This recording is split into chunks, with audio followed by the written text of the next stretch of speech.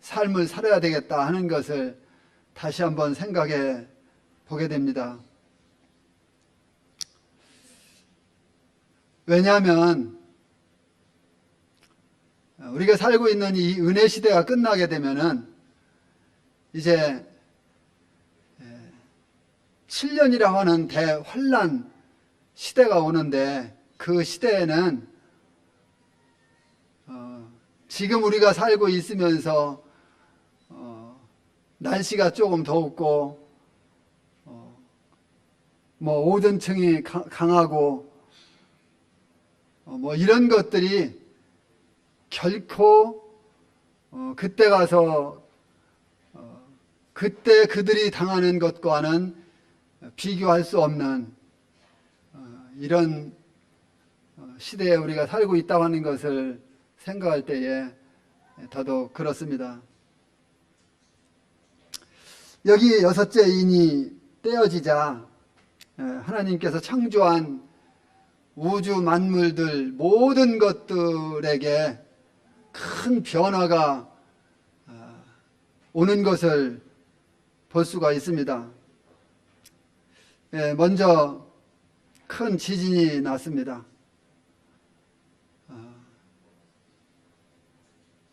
아모스 1장 1절 말씀과 같이 여기 이 지진은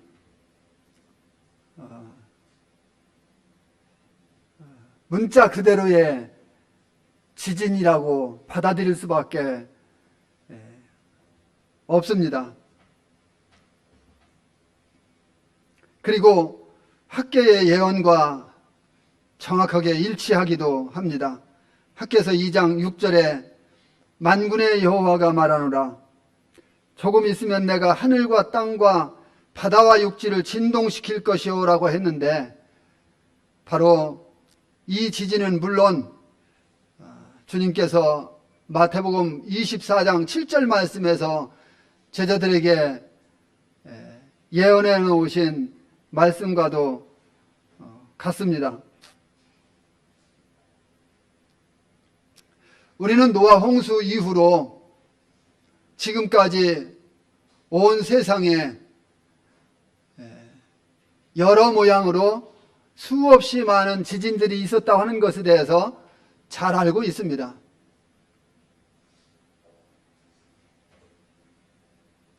지금까지 있었던 그 모든 지진을 보면은 규모 면에서도 그렇고, 그리고 지역적인 면에서도 그렇고, 7년대 환란 기간 동안에 벌어질 그 모든 이 지구상에 일어날 지진의 그 대격변은 지금까지 있었던 그 모든 지진들은 비교할 수 없는 이런 전 세계적인 지진일 것이다 하는 것입니다.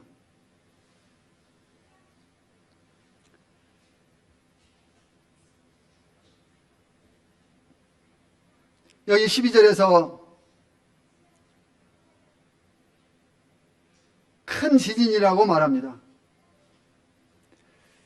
계시록에서 요한계시록을 보게 되면은 이 지진이라는 단어가 7번 나오는데요, 그 7번 중에 3번을 큰 지진이라는 단어로 쓰고 있습니다.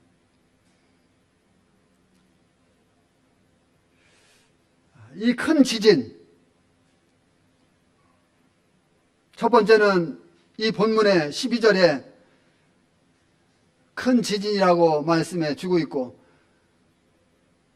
그리고 두 번째는 11장 13절에서 여섯째 나팔을 불 때에 이 큰 지진이 나오고, 그리고 세 번째는 16장 18절에 일곱째 대접에서 각각 이 큰 지진이 나오는 것을 보게 됩니다.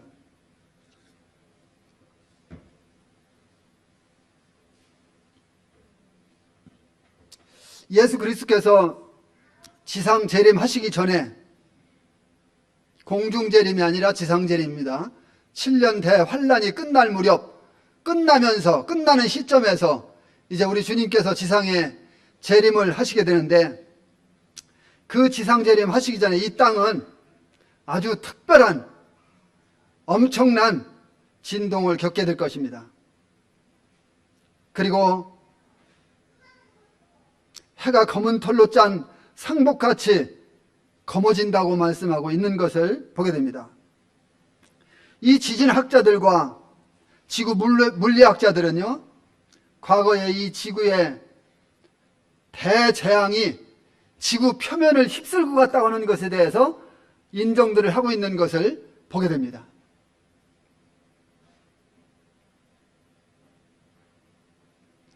그것을 성경은 뭐라고 말씀하십니까? 그것을 성경은 노아 홍수 때에 하나님께서 그렇게 하셨다고 하는 것을 분명하게 말씀해 주시고 있죠.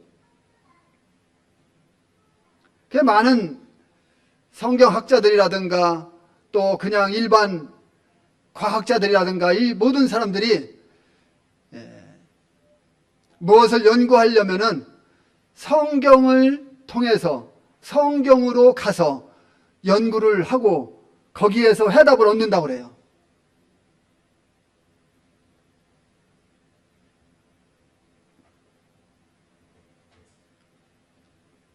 그런데 앞으로 6째 인이 떼어지면 하나님 보좌와 어린 양으로부터 나오는 그 음성에, 그 말씀에 순종하는 이와 같은 엄청난 사건이 벌어질 것을 성경은 말씀해 주시고 있습니다. 그래서 이제 그 말씀에 순종해서 큰 지진이 온 세상을 뒤흔들 것이다 하는 것을 생각해 보게 되는 것입니다. 그때는 지금 지진이 지역적으로 이렇게 조금씩 일어나는 것 말고 우리가 잘 아는 스촨성 지진이 있었죠? 또 일본의 고베 지진이 있었죠? 또 네팔의 지진이 있었죠? 이런 지진 말고 우리가 생각할 때 이런 지진도 엄청 크잖아요? 그런데 이거는 성경에서 말하는 이 큰 지진이라고 하는 이거에 비할 때에 하나님께서 이 세상을 앞으로 어떻게 할 것인지 지금 인간들에게 서서히 맛보기로 조금씩 보여주시는 것이 아니겠는가, 이런 생각을 하게 됩니다. 그래서 하나님께서 이제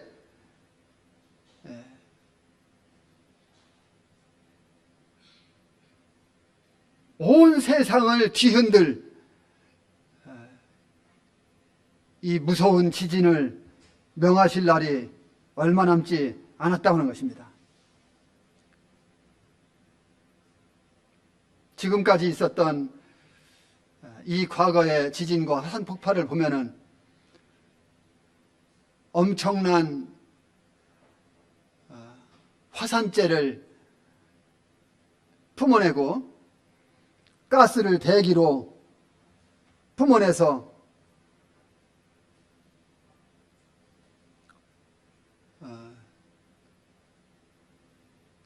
비행기가 뜰 수 없게 하고, 그래서 비행기가 일주일, 2주일씩 결항되고 했다고 하는 소식들을 들었잖아요. 이런 것들은 우리가 생각할 때에 정말 규모가 크다 이렇게 생각할지 몰라도 하나님 보실 때에는 결코 그것이 큰 폭발이 아니고 큰 지진이 아니라고 하는 것이죠. 7년대 환란 기간 동안에 하나님께서 이 지축을 흔드는, 제가 이 자연 다큐멘터리 이런 것들을 좋아해서 그런 프로를 TV에서 이렇게 선전하게 되면은 보는데요. 주일날, 지난 주일인가, 주일날 집에 가서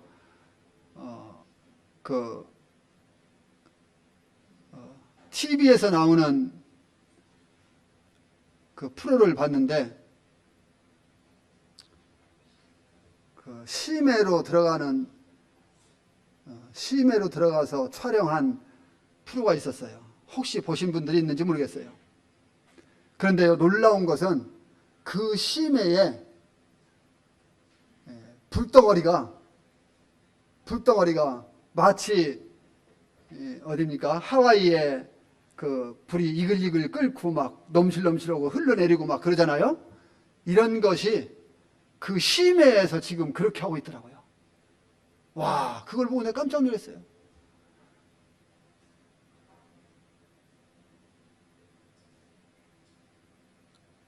앞으로 그와 같은 것이 심해에서가 아니라 이 지구 표면에서 사시사방에서 퍼져나오고 화산재를 뿜어올리고 가스를 대기권에 배출시키고 이와 같은 일이 일어난다고 하는 것이죠.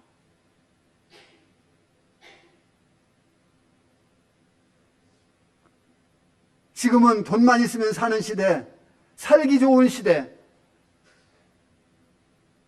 이렇게 생각할지 몰라도 결코 이와 같은 날이 길지 않을 것이다. 저는 그렇게 생각합니다. 결코 이와 같은 날이 길지 않을 것이다. 주님 오실 날이 너무 가까웠어요. 너무 가까웠어요.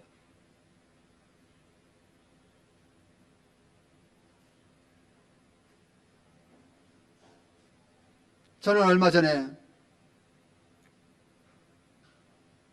어떤 형제님이 메시지를 계속 보내주는데 거기에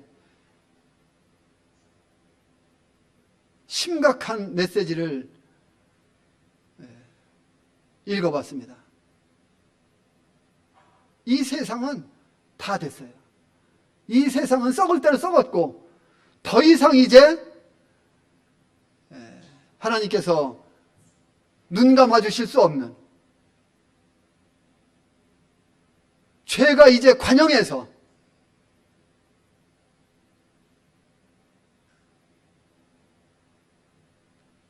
얼마 전에 제가 말씀드린 대로 이스라엘 백성들을 애굽에서 가나안으로 인도한 것은 하나님의 약속의 성취지만 그러나 또 한편으로 하나님께서 가나안이 얼마나 죄로 말미암아 관영했으면은 그것을 심판하시고 그렇게 하셨는지 이 세상 썩을 대로 썩고 될 대로 다 됐어요. 이제는 주님 오실 날이 얼마 안 남았어요.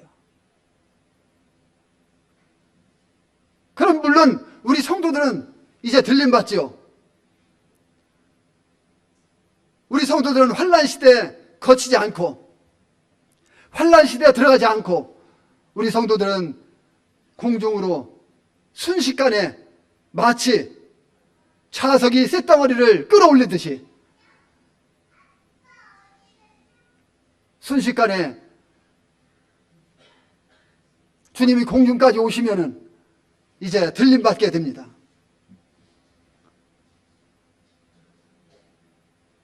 우리 그리스도인들은 참 다행한 일입니다마는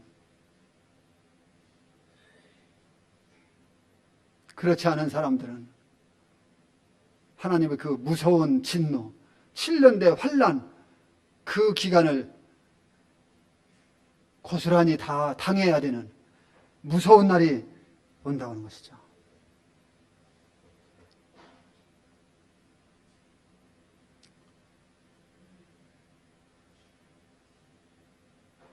여기 이제 해가 검어지고 달이 피같이 되는 것은 지구에 이런 어떤 문제들이 발생한 결과일 수도 있겠다 하는 것을 생각해 보는 것입니다. 아니면 하나님께서는 또 다른 방법으로 해를 검게 하고 달을 피같이 되게 하실 수 있습니다. 하나님은 전능하신 분이기 때문에.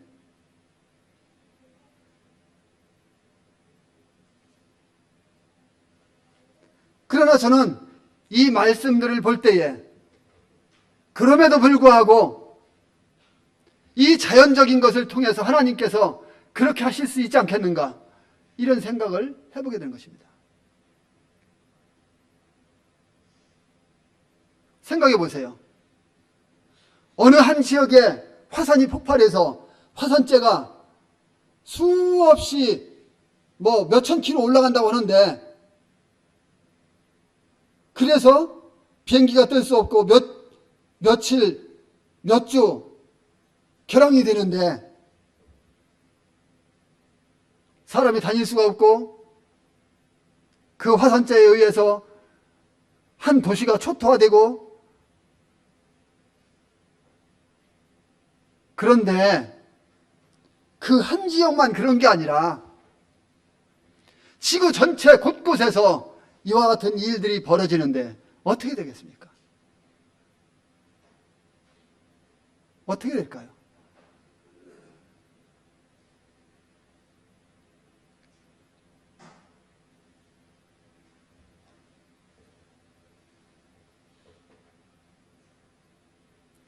출애굽기 10장 21절로 23절을 보게 되면은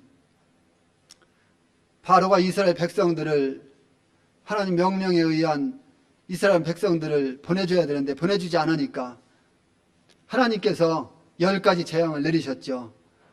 그런데 9번째 재앙, 흑암을 내리셨어요. 하나님 그렇게 하실 수 있는 분이시죠.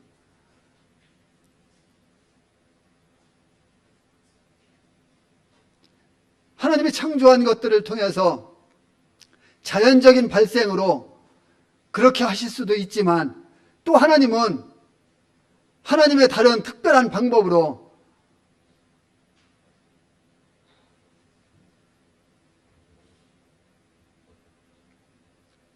이런 해나 달이나 별들을 그렇게 다른 방법으로 하나님의 능력을 따라서 7년대 환란 기간 동안에 심판받아야 될 그와 같은 자들에게 그렇게 하실 수 있다고 하는 것입니다.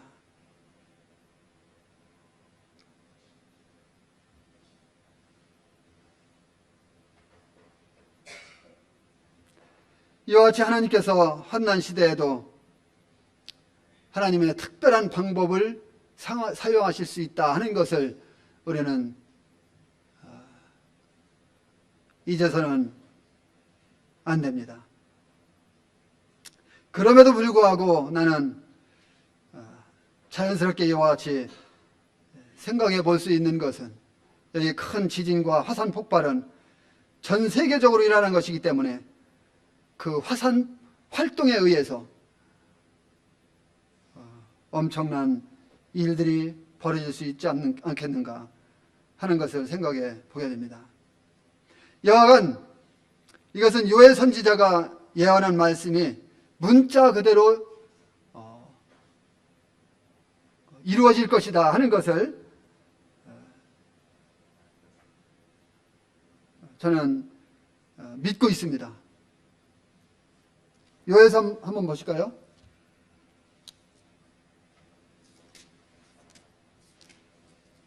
요엘서는 호세아서 다음에 있습니다.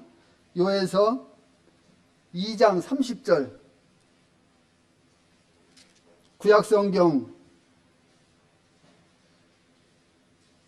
1273페이지 30절로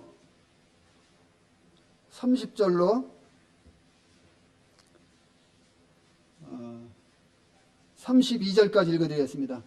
내가 이적을 하늘과 땅에 베풀리니 곧 피와 불과 연기 기둥이라. 다시 한번 읽어드리겠습니다. 내가 이적을 하늘과 땅에 베풀리니 곧 피와 불과 연기 기둥이라. 여호와의 크고 두려운 날이 이르기 전에 해가 어두워지고 달이 핏빛같이 변하려니와 누구든지 여호와의 이름을 부르는 자는 구원을 얻으리니 이는 나 여호와의 말대로 시온산과 예루살렘에서 피할 자가 있을 것이며 남은 자 중에 나 여호와의 부름을 받을 자가 있을 것임이니라. 여기 지금 32절 말씀은 그 7년대 환란 기간 중에도 하나님께로 돌아오는 자들, 이와 같은 자들이 구원받을 것이라고 하는 것을 말씀해 주시고 있죠. 이것을 로마서에서 인용해서 오늘날 은혜시대 때에 예수님을 부르는 자들이 구원받는다고 하는 이와 같은 말씀으로 인용하고 있습니다. 저는 요엘이 이와 같은 말씀을 예언했는데 이 예언의 말씀이 문자 그대로 성취될 것이라고 하는 것에 대해서 전혀 의심의 여지가 없습니다. 분명하게 이 말씀 그대로 이루어질 것이라고 하는 것을 저는 말씀드립니다. 그리고 이 같은 말씀은 사도행전 2장 19절로 21절에서도 사도들이 인용을 했습니다. 그리고 마태복음 24장 29절에서 우리 주님께서 그날 환난 후에 즉시 해가 어두워지며 달이 빛을 내지 아니하며 별들이 하늘에서 떨어지며 하늘의 권능들이 흔들리리라고 말씀해 주셨습니다. 환란기에 있을 이 예언된 징조들에는 피, 불, 연기 기둥, 그리고 해가 어두워지고 달이 핏빛으로 변한다고 하는 것입니다.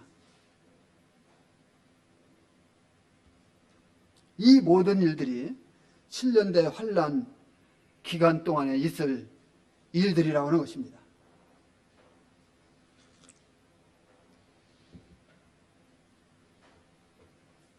그리고 예수 그리스도를 메시아로 인정하고 그분의 은혜 가운데로 돌아오는 자들에게 하나님은 구원의 손길을 뻗치시겠다고 하는 이와 같은 말씀을 해주시고 있습니다. 그러나 그때에는 예수님을 믿는다고 하는 것이 그리 쉽지 않을 거예요. 왜 그럴까요? 예수님을 믿는다고 하는 것은 자기의 생명을, 목숨을 내는 것과 같은 똑같은 의미를 갖고 있는 거예요. 그리고 예수님을 믿는다고 하는 것이 그렇게 지금 마냥 편만하게 복음이 증거되는 이와 같은 시대가 아니기 때문에, 물론 이스라엘의 12지파에서 선택된 1만 2천 명의 12지파의 14만 4천 명이 다니면서 전 세계적으로 복음을 증거합니다마는 믿었다고 하는 것은 그때에는 기적일 것입니다.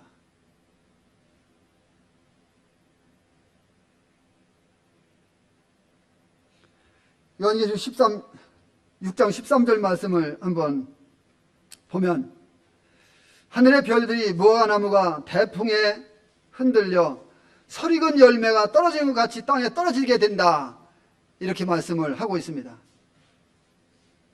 이 설익은 열매는요, 무화과나무의 설익은 열매는 잎이 나오기 전에, 이스라엘은 겨울에도 우리나라 마냥 그렇게 추운 겨울이 아니기 때문에 이스라엘은 겨울에도 잎이 나오기 전에 무화과가 맺혀 있어요. 무화과가 맺혀 있는데 그때 맺혀진 무화과는 바람만 세게 불면은 떨어집니다. 왜 그렇습니까? 그 열매가 나무에 견고하게 붙어달려 있지 못하기 때문에 바람만 세게 불어도 떨어져요. 그와 같이 하늘의 별들이 떨어진다고 하는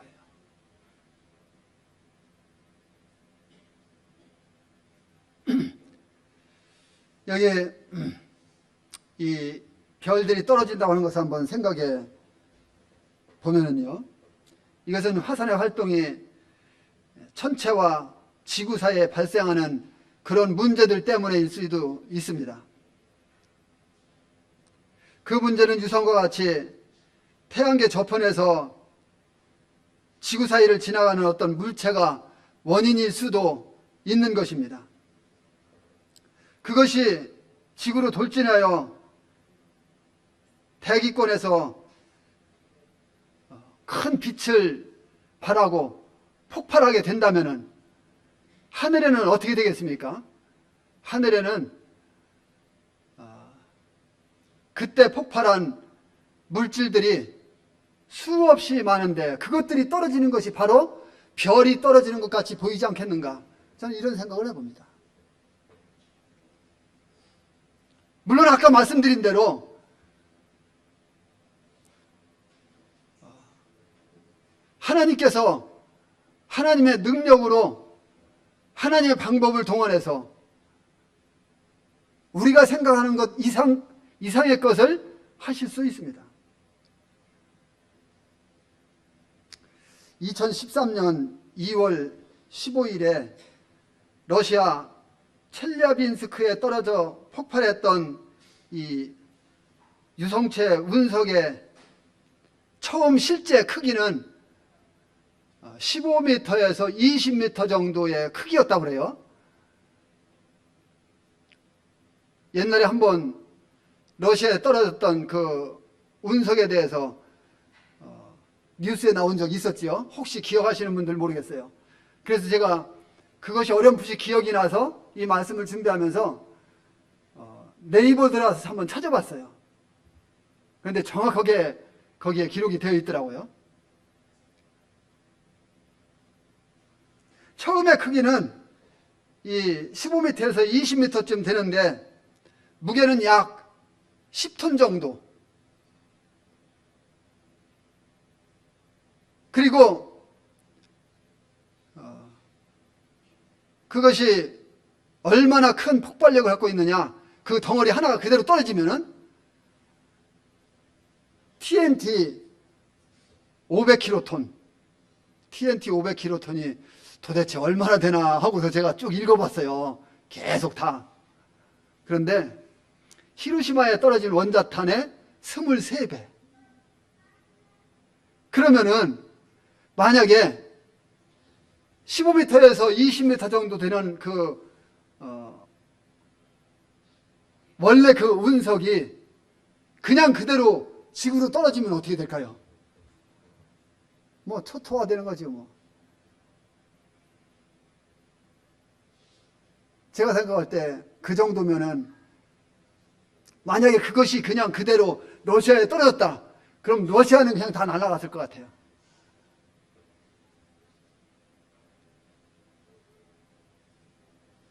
그런데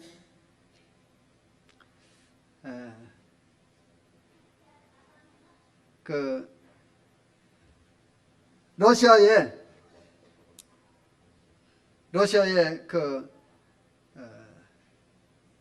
이런 것들을 연구하는 과학 아카데미가 있는데 거기에서 이제 비디오 분석을 해봤는데 그것이 처음에는 뒤에 그 불 그림자를 쫙 꼬리를 한 거죠. 하면서 날다가 30km에서 50km 상공에서 그것이 폭발을 했는데 그 운석이 이제 러시아에 떨어졌던 거예요. 그런데 그 운석이 러시아에 떨어졌는데 뭐 집도 엄청나게 많이 부서지고 사람도 많이 다치고 다행히 죽은 사람은 없더라고요. 어떤 사람이 그것을 주워서 이렇게 보여주는데 손톱만한 돌멩이를 주워서 보여주더라고요. 그 그림에 나왔는데 보니까. 자, 이런 일들이 지구상에 오늘날 가끔이라고 하면 좀 빠른 거죠. 어쩌다 한 번씩 일어나죠. 뭐 몇 년, 몇십 년 만에 한 번씩 일어나잖아요. 그럼에도 불구하고 사람들은 떱니다.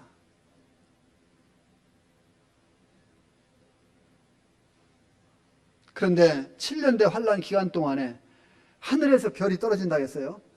그것이 그런 운석인지 자세히 알 수 없지만 분명한 것은 요엘이 예언한 이와 같은 말씀 문자 그대로를 성취하실 것이다. 저는 그렇게 믿습니다.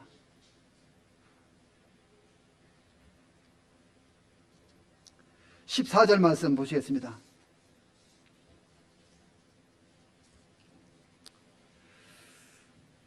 (14절) 다시 한번. 하늘은 두루마리가 말리는 것 같이 떠나가고 산과 섬이 제자리에서 옮겨지매. 하늘이 두루마리가 말리는 것 같이 떠나간다고 했는데 이것은 이사야서 43장 4절의 예언을 그대로 성취시켜 놓는 이와 같은 일이 될 것입니다. 이러한 일들이 일어나는 이유가 무엇입니까? 이것은 하나님을 대적한 자들을 심판하는 이와 같은 일들이지요. 그리고 각 산과 섬이 제자리에서 옮겨집니다. 이와 같은 일들을 통해서 이제 심판들이 온 땅에 임한다는 사실을 그들은 늦게나마 깨닫게 될 것입니다. 우주적인 엄청난 사건은 이제 하나님께서 분명하게 개입하고 계시다 하는 것을 보여주는 것이 될 것입니다. 이 우주의 혼란은 주님께서 아주 분명하게 말씀하신 그 천체의 사건들의 시작임이라고 하는 것을 분명하게 또 나타내 주고 있습니다.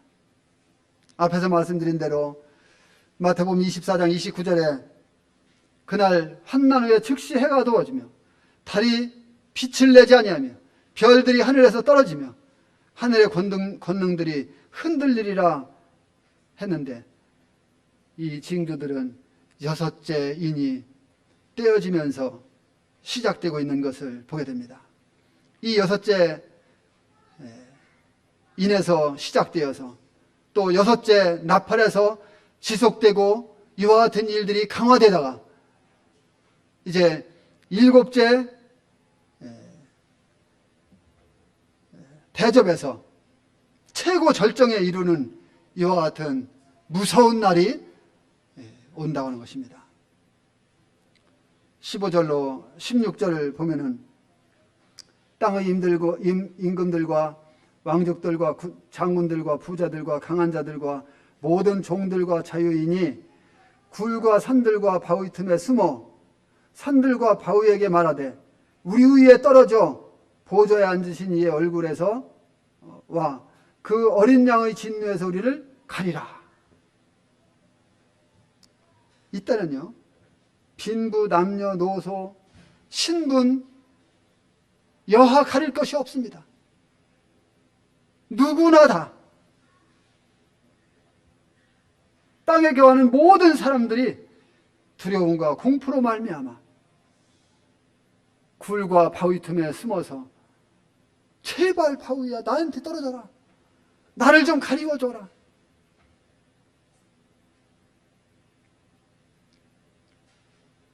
그때 죄인들이 가장 두려워하는 것이 뭡니까? 죽음일까요? 죽음을 두려워하지 않아요. 그때 이들이 보니까 죽음을 두려워하지 않아요. 그럼 누구 두려워해요? 그들이 지금 자신들이 신과 지금 대면하고 있는 것이 아니냐 하는 느낌을 받으면서 그 신에 대한 두려움을 갖고 있어요.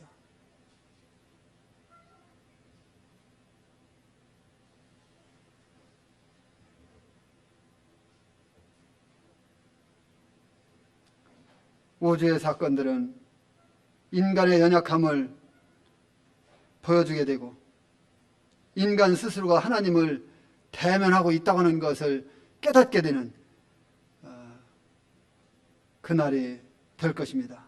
무신론자, 진화론자, 인본주의자를 망라한 모든 자들이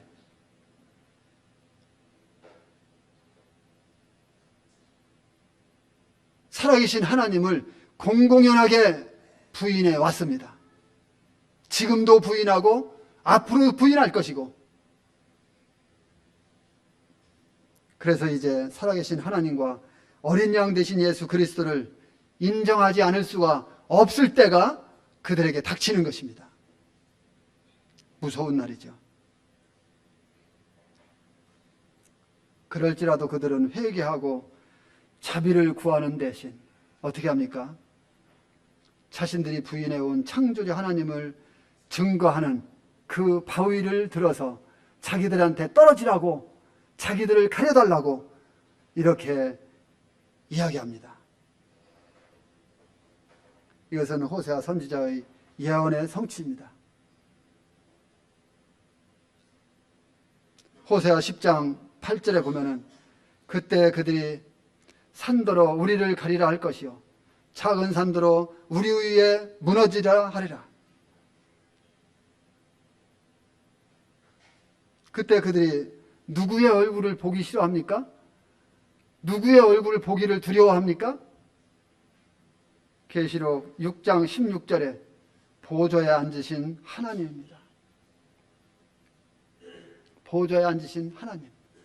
창세기 3장 8절 말씀 보면은 최초의 사람 아담과 하와가 하나님 얼굴을 피해 숨었는데, 여기 이 사람들을 보면은 죽음을 두려워하기보다 평생 멸시한 하나님과 부인하고 거절했던 어린 양을 두려워하고 있는 것을 볼 수가 있습니다. 그리고 그 하나님과 어린 양의 낯을 우리로 하여금 보지 않게 해달라고 피하고 있는 것을 보게 됩니다.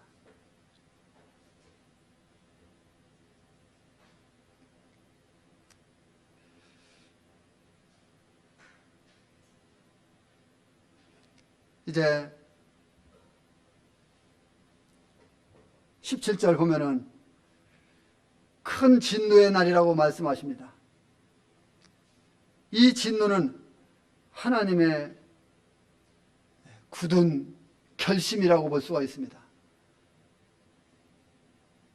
하나님의 굳은 결심이 그들로 하여금 큰 진노의 날을 맞게 하는 이와 같은 날이 되는 것입니다. 여기서 말하는 날은 하루 24시간을 말하는 것이 아니라 7년대 환란 후 3년 반 전체를 이야기하는 것이죠.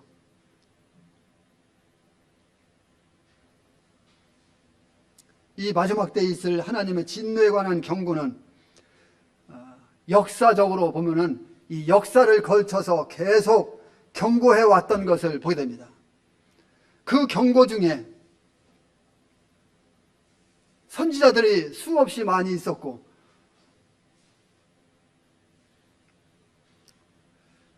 이사야서 말씀을 한 말씀 보고 먼저 이사야서 2장 말씀을 보시겠습니다.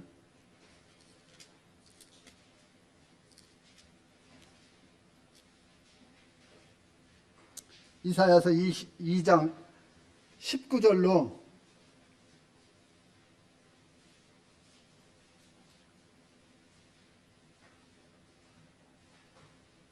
22절 읽어드리겠습니다.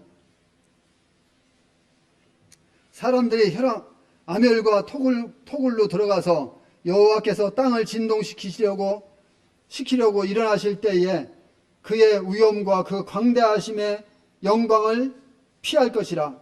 사람이 자기를 위하여 경배하려고 만들었던 은 우상과 금 우상을 그날에 두더지와 박쥐에게 던지고 아멜과 험악한 바위 틈에 들어가서 여호와께서 땅을 진동시키려고 일어나실 때에 그의 위엄과 그 광대하심의 영광을 피하리라. 너희는 인생을 의지하지 말라. 그의 호흡은 코에 있나니 새말가치가 어디 있느냐.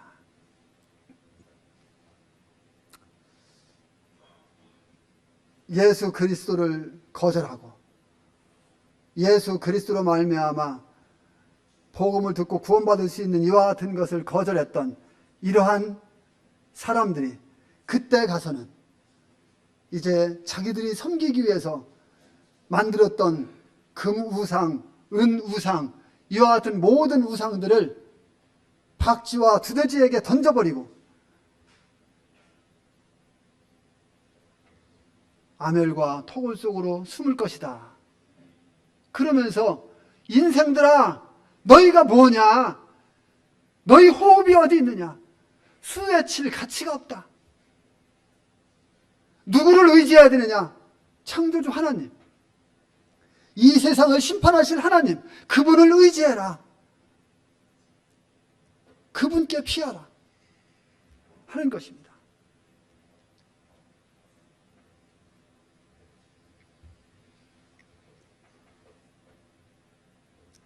이러한 모든 경고는 쭉 내려왔습니다. 이제 그중 하나 또 침례 요한이 외칩니다. 누가복음 3장 7절에 보면은 독사의 자식들아, 누가 너희에게 일러 장차 올 진노를 피하라 하더냐. 장차 올 진노를 피하라 하더냐. 장차 올 진노는 이제 7년대 환란 기간 동안에 있을 일에 대해서 말씀한 거죠. 요한이 천국 복음을 전하고 메시아 올 길을 닫고 있을 때에 사람들이 말씀 들으러 왔어요. 그때에 바리새인들도 오고 서기관들도 오고 왔어요. 그런데 그들이 오는 것을 보고 독사의 자식들아 그랬어요. 왜? 그들은 이 마음 안에 더러운 것들을 갖고 있었기 때문에. 그러면서 누가 너희에게 장차 올 진노를 피하라 하더냐.